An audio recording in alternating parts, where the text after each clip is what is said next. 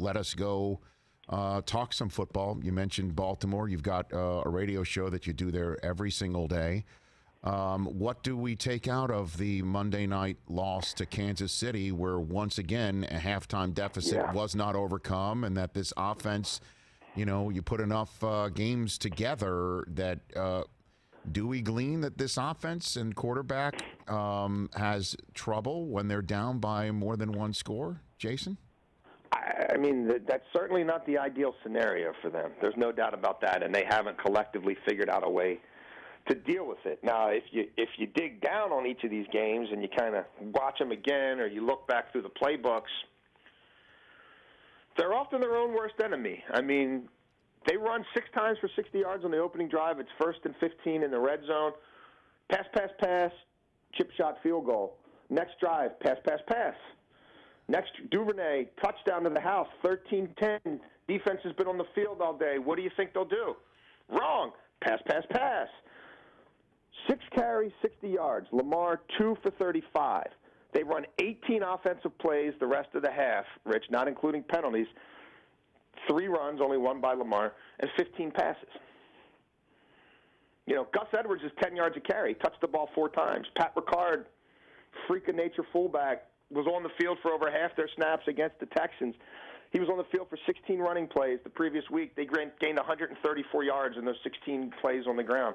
How many snaps do you think he played Monday night? 11. So, I mean, that's a big part of it.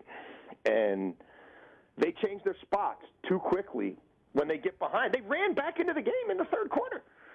And then it's they get it to be a one-score game again, and the defense just has no answers for Mahomes. But they stopped running the ball early on the Chargers and didn't use heavy personnel in the playoff loss. They went empty set in a one-score game to start the second quarter and the second half against the Titans.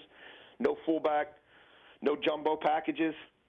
Didn't work so well. And they did it in Arrowhead last year, and they did it again last night. I hear you, Jason, but I mean, it seems to me, and again, I'm not there like you are before you go national.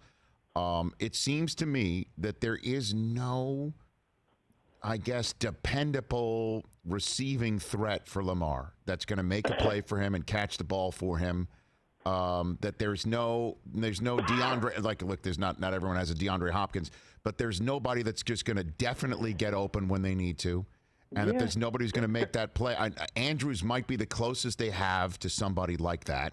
Well, Hollywood Brown has to be that guy. Right. They took him in the first round. Last year he played at about 70%, had the plate in his foot. He's not on a pitch count this year. He and Lamar live close to each other in South Florida. They were throwing the ball around literally the entire pandemic. He was working out with Antonio, his cousin. He put on 20 pounds of muscle. I mean, he's jacked up. He's still as fast as ever. He showed up a little bit in the first game against the Browns, but not much since, and that's a problem. Andrews has had 2 bad drops in that game. Somebody else has to emerge. Boykin's a blocking wide receiver. It's not going to be him. They took Devin Duvernay in the third round. He has elite speed. He took that kick to the house. He only played 7 reps on offense, caught 1 ball. I expect that to change. They need him in the slot to be a force. Willie Snead's a nice NFL receiver. Nobody's worried about Willie Snead beating them. There has to be another option that develops. If it's not internally, then maybe that's through free agency or a trade. But they took a couple of receivers in this draft, and they're hoping that over the course of the season they emerge. Hey, you watched all the way to the end. Thanks for that. Watch more right here.